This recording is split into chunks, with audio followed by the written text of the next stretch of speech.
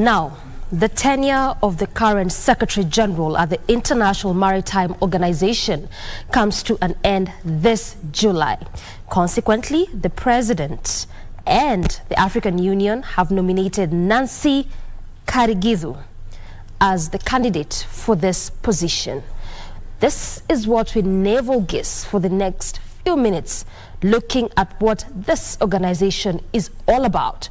What does this mean for Kenya and the entire African bloc? That is what forms base of our discussion, and my guest, Ambassador Nancy Karigithu, who currently serves as the advisor for the blue economy in the office of the president, and also the government special envoy for maritime and blue economy, is my guest. Ambassador Nancy, welcome to Good Morning Kenya. Good morning and thank you. Welcome again.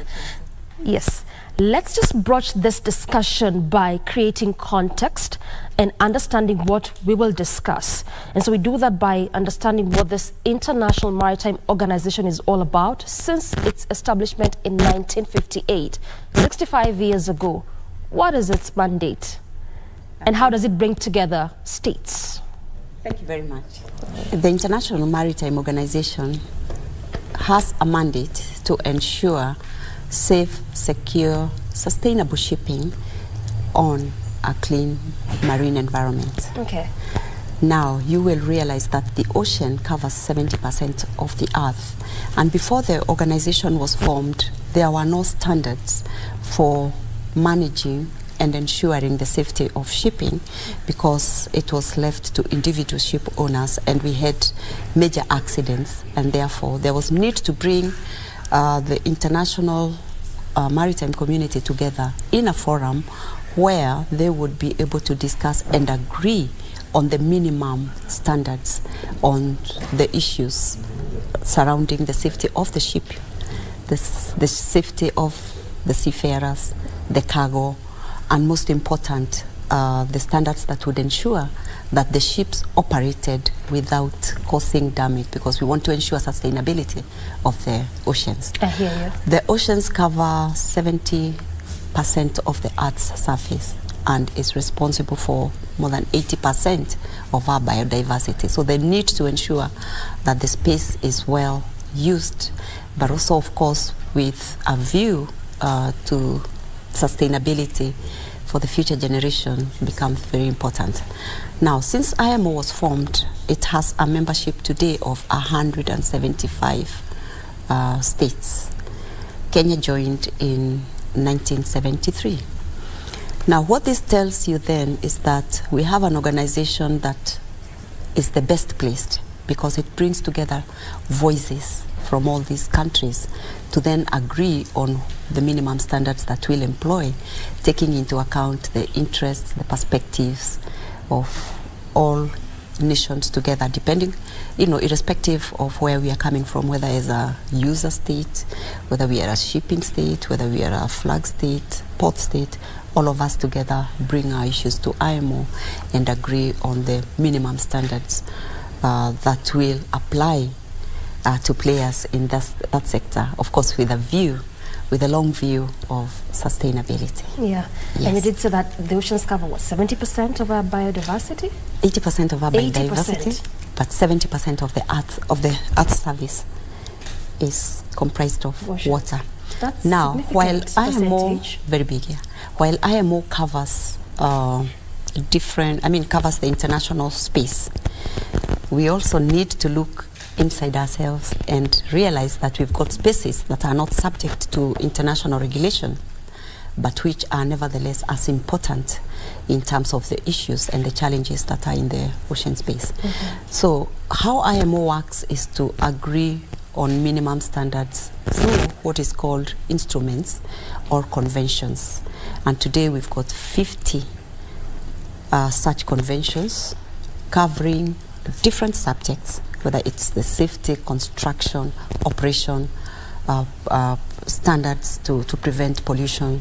We've got 50 of those. But then after that, going beyond the conventions, we've got other instruments that help apply the conventions. We call them the technical rules and guidance, and then these are contained in 800 codes, recommendations and guidelines on how to apply the convention. Well said. So these are the technical rules. Okay. So you can see IMO has its work. And it's holistic from what you've enumerated. Yes. But then these standards that you've kept referring to over time, so this is as a result of the different states coming together, yes, bringing forth ideas to ensure that these standards are put in place.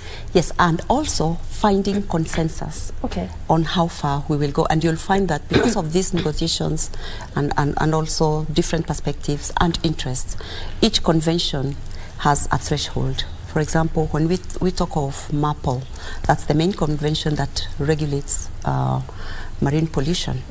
We're talking of a threshold of 150 GRT for the size of the vessel. Yeah. When we talk of SOLAS, that is the Convention on Safety, it's 300. But what happens to the ships or the vessels that are lower than that?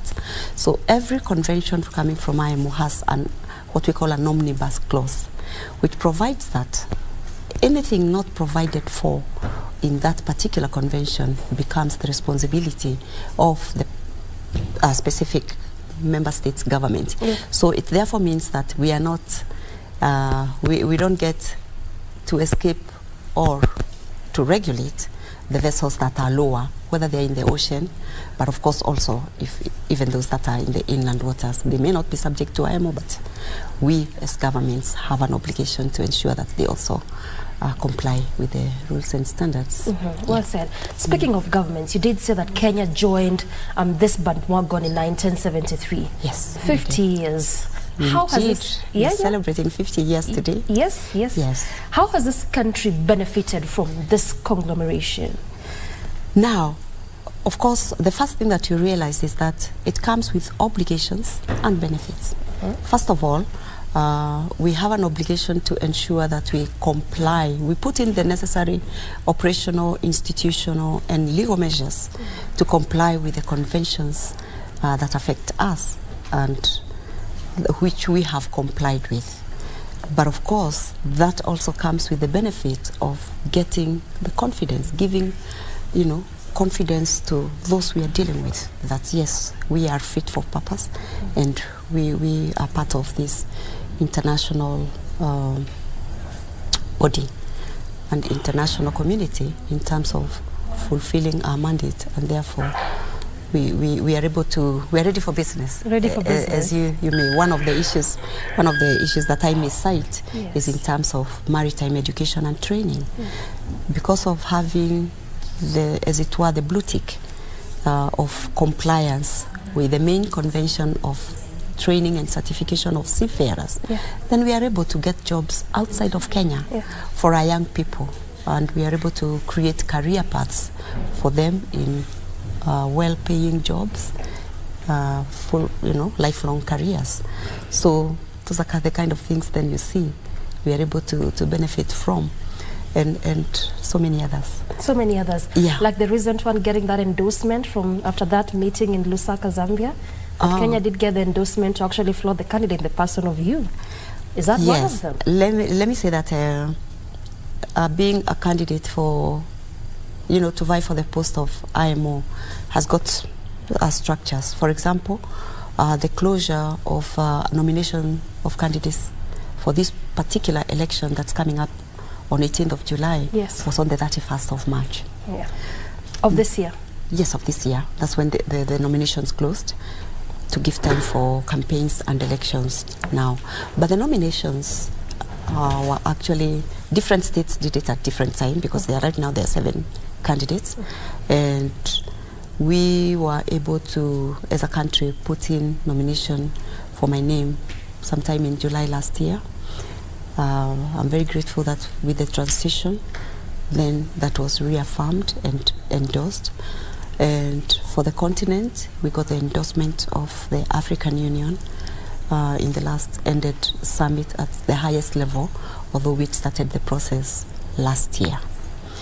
So as member states, we have every right to be part of the management of that great institution, whose mandate has not waned from the time it was formed 75 years ago. And just to put the matter in context, elections are in 2 tiers. the election of the SG for the IMO is in two prongs. The first one, the vote. Just hold it there. We'll come to the elections momentarily and understand what this is, how the structure looks like, and what it's all about. Because then also I want you to tell us how this one looked like for you, given the fact that I should say you've been blessed, because you got the endorsements of the two presidents, the former president, the current president, the Uhuru Kenyatta. Yes. And also, just when this regime came into office, President Dr. William Ruto equally endorsed you. Thank you. We did see the kind of accolades he showered you and just preferring you and saying that indeed you're the best fit candidate. That was on May 6th, if my memory serves me correct. So then tell us, Ambassador Nancy, when you look at this support base, just before how this solidifies your base, tell me about the kind of support you're receiving both in the country and even across board in the continent. Let me say that I've invested the longest time, my entire life, career. 35 years? Over 35 years. Over 35 years. In the shipping industry. And I've grown from the lowest echelons of public service. I've worked with the private sector. I've been involved in the creation of institutional frameworks, legal policy, both at national level and also within the continent. So on the technical skills and experience, I want to say that I'm quite grounded. Don't be economical with it. Just say it is as is. I've also been involved in operations of running a maritime administration, Kenya Maritime Authority. As a former principal secretary? I started with my career started actually in the port industry. I worked for KPA as a senior legal officer. Then I moved out and set up legal practice. Within that legal practice, then I had the opportunity to consult widely for International Maritime Organization within Africa, helping governments within the continent to set up independent maritime administrations like Kenya Maritime Authority. And in this regard, therefore, I was able to work, if I may mention a few, Tanzania next door, then Ethiopia, the Gambia, Ghana, and many others, helping them establish separate maritime administrations from mainstream government ministries, which is usually recommended for quicker decision making and for having more technical, grasp of the issues. Now, I did that for 11 years. And within that space of 11 years, I also worked as the maritime transport expert for the African Union, doing standard documentations and advising on implementation of maritime decisions. That was then before I came back home to Kenya and set up, had the privilege to set up the Kenya Maritime Authority as the first CEO. I was responsible for leading the review, extensive review. I would say it's an overhaul of the legal framework for which Kenya discharges its international obligations in the sector in the name of the Merchant Shipping Act, which we overhauled and came up with a brand new one. And then we were able then, when we had set up the legal framework, to be able to come out of the blacklists on so many issues. The major one being maritime education and training. After that, then, within 9 years, I knew then we needed to move this further, because being in Mombasa and concentrated within the ecosystem of the port and, the operations within the coastal waters, and of course looking after the inland waters, I knew we needed as a country to tap into what the maritime sector stood for, and which we had not always understood. If you look at our documents then, you look at our economic, or rather the KNBS reports, you would see maybe a reference in a small 2 sentences on what we've done at the port, the new berths, what other developments, but you would never see the bigger picture. And I knew that we needed to take a longer view and an overarching view of what the maritime sector meant for us. And therefore, in 2015, we mounted a major conference, because we said we need to have a national conversation. You know what they say about kujiita mkutano? and see where are we going and what do we need to do. And it's from that conference, 2015 February, we brought different experts from different countries to show us what they were doing. And finally, I could say that we were able to appreciate the maritime sector. And from that, we saw now the establishment of the State Department for Shipping, which again, I was given the privilege to come and establish within the Ministry of Transport. I'm glad to say that right now, as we speak, the maritime sector has been integrated into our national development plan, being part of the, the 8th pillar of the Vision 2030, and one of the 8 sectors that is expected to contribute 10% to Kenya's GDP annually. So from that, I would say that I've been on the factory floor in the maritime sector. Yes. I've come to the mid of operations. I've had opportunity to work with the region, within the regional context, because as you realize, maritime, there are no boundaries, and we have to work together in collaboration if we are to achieve our common goal. And we start with the country, with the regions, and then before we step up on the global terrain. And I've also led Kenya's delegation to the IMO for upward of 20 years. Well and therefore, I've been part of activities at that level. Well said. I mean, Ambassador Nancy, you want to take a quick breather, but just from what you are enumerating, quite a lot does speak a lot for your CV. Why perhaps you're the best candidate for this position, and wish you all the best. But we're coming back to continue this discussion. There's a lot we need to unpack, including some of the things that perhaps you plan to deal with if at all you are elected for this position, and just what will this mean being a woman if at all you're elected and an African, because since its establishment we've never had that. Thank you. We come back and talk about that and so much more after this break. Of recoil with that, so don't go anywhere, stay with us.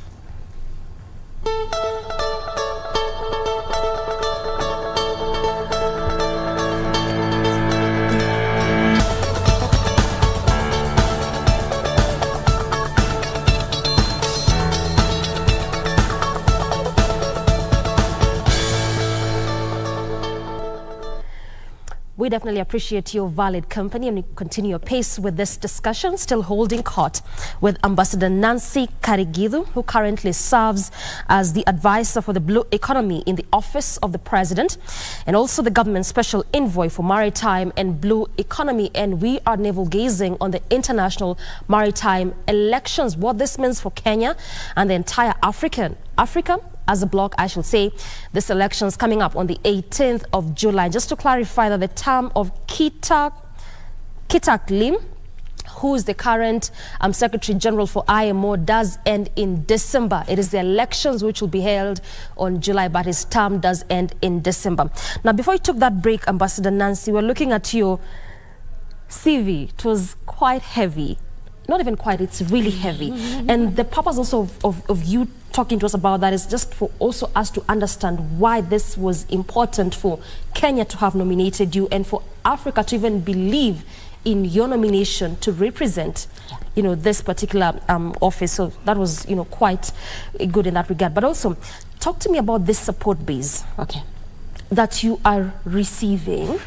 And to what end is it solidifying your base for this candidacy? Well, of course, the first thing you have to realize is that it's not enough to nominate, but also the weight or the value in the candidate.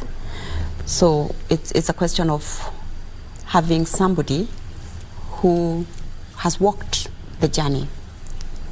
Yes. Who has walked the journey. Therefore, I'm glad that both my government and the African Union found me to be that person. Now, just to clarify that the vote for this election lies in the hands of 40 members out of the 175 that we said are the members of IMO.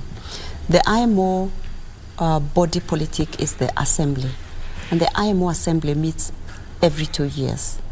But within that 2 years, in between assemblies... Just allow me to butt in. Why 40 out of 175? that is the law. I mean, that's what is provided for. Okay. Maybe one day, they started off as 20, but now they've grown to 40, but there is increasing conversation that we need to expand that, the council. The decision has already been made, but of course it has a system how it comes into effect. Yes. So we are waiting upon that to expand the council, but 40 it is for now. And that 40 member group is elected by the assembly. And the current council was elected in December 2021. So the council is given the responsibility of, as it were, managing the organization for the assembly in between the 2 years, and therefore the election of the Secretary General falls in the hands of those 40 member countries. Okay. But the decision is endorsed, or has to be endorsed, by the assembly. So we will have the election in July, then the assembly will meet in December and do the endorsement of the nominee, the elect. How are you campaigning? Is it lobbying? Is it what absolutely? Is it? It's campaigning amongst the 40. Among the 40, yeah. Aligning ourselves as a candidature to their the aspirations of the organization. Most important, looking for friends among those 40 who we will work with. But of course, we stand. The SG is elected by the 40, but of course endorsed by the assembly, works with the entire membership. I hear you. Yes. Well said. Now, you seek to replace Kit Aklin from the Republic of South Korea as the next Secretary General. Yes. This is a position that we haven't seen any African since its establishment. We talked about since 1958. Yes. And you being a Kenyan getting nominated to this position, and a woman more so, because again we also haven't seen that in that regard. In the event you're actually elected, talk to me about what this will mean for this country and the entire African, taking cognizant of the fact that we have not had any African sit in that position. Okay. First of all, let me say that it's an honor for me as a woman, as African, as someone from the global south.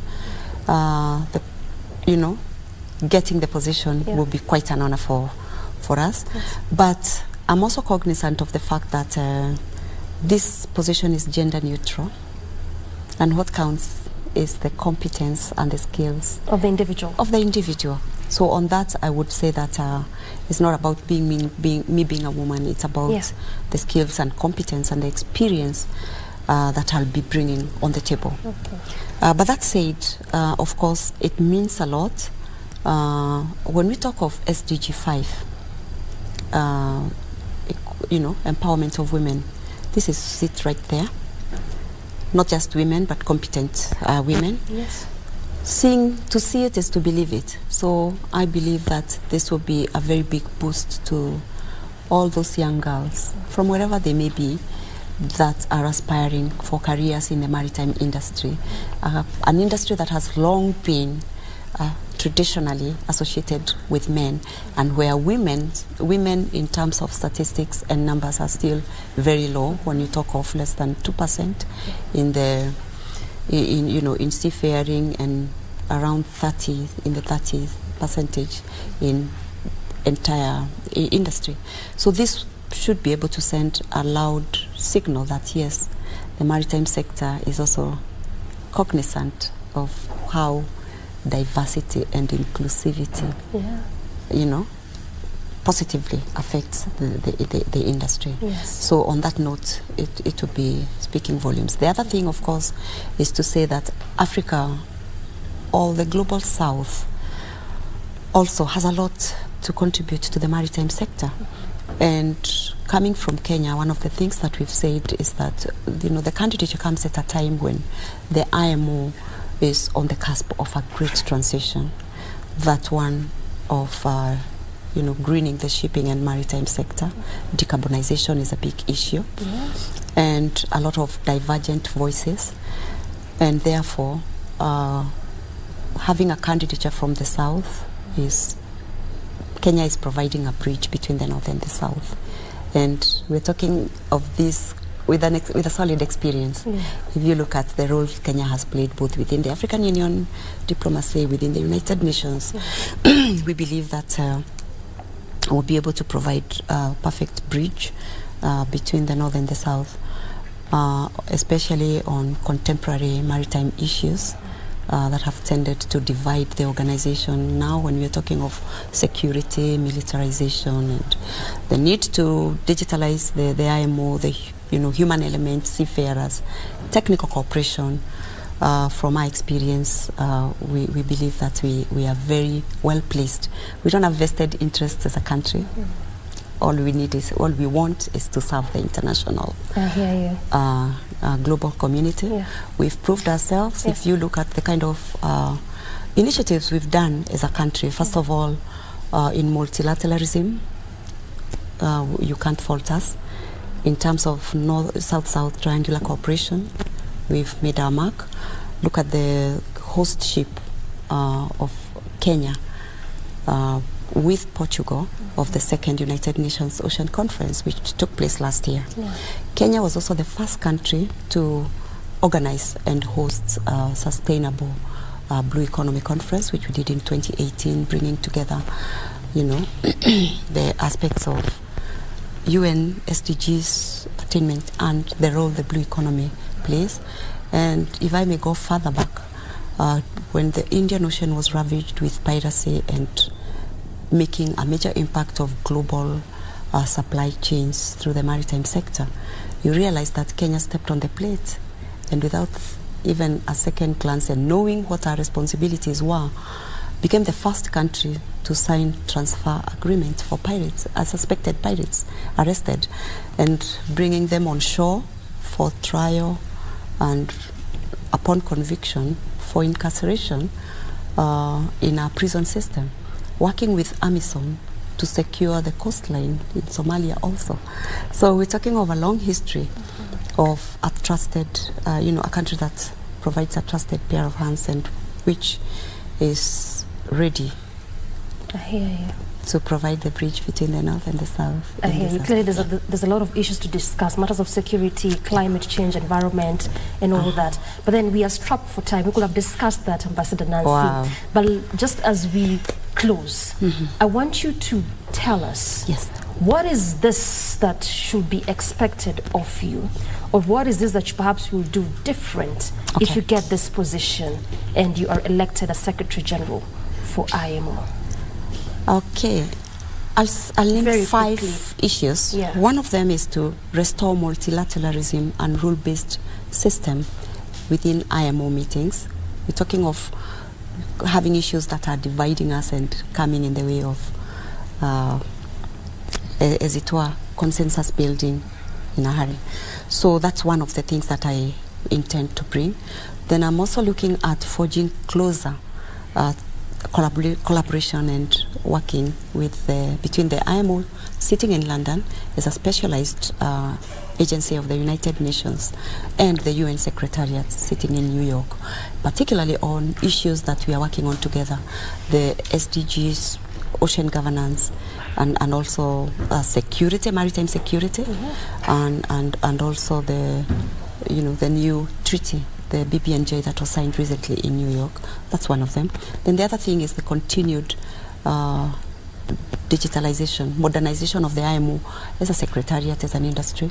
Also to taking into account the digitalization and also Internet of Things, modernizing the organization to work better, to achieve more with less, to be able to make more mark on safety, sustainability of the maritime industry. Yes. That's a space. Yes. Then also diversity and inclusion, bringing in more women, youth, people from underrepresented areas, making the IMO the place where everybody, leading the way, especially in terms of SDG 5. Okay. Technical cooperation also, making sure that all of us are united together by being able, from wherever we are, the developing countries, to implement the standards that I talked about, all at the same level, because we are as strong, a chain is as strong as its weakest link, and we can't afford not to have all of us on the same page. But most important is to champion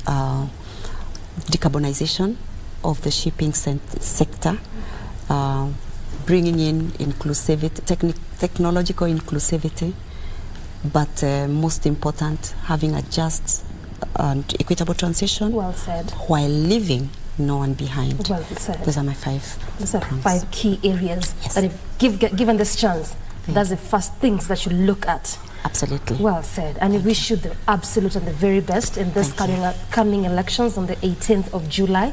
And you said something very important. It's not just a preserve of gender, but it's basically your ability and what you bring to the table. And I think that this is actually what we need to start thinking, even just as communities. It's not about just being female, but if you're good enough, you're good enough. Thank you. And we wish you the very best. I appreciate the opportunity to speak on this. Thank you. Yes. Thank you so much, Ambassador Nancy. That is Ambassador Nancy Karigithu, currently serving as the advisor for the blue economy in the office of the president, and also the government special envoy for maritime and blue economy. Waters formed center of this discussion is looking at the International Maritime Organization, to which the elections are coming up on the 18th of July. Seeking to succeed the current Secretary General Kita Klim of the Republic of South Africa. And Ambassador Nancy has received, or better still, has actually gotten that nomination from Kenya and the entire African Union. Good place to end this conversation, but we still have plenty more coming away after this break. Don't go anywhere. Stay with us.